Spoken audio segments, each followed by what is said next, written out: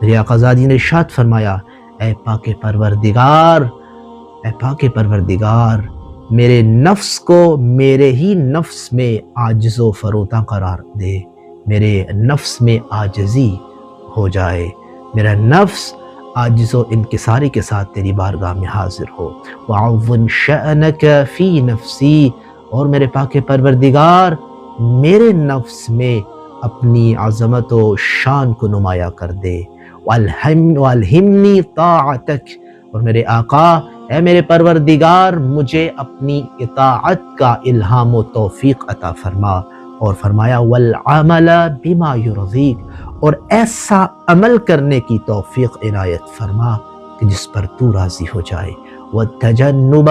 عَمَّا يُسْخِطُكَ یا ارحم الراحمین، اور مجھے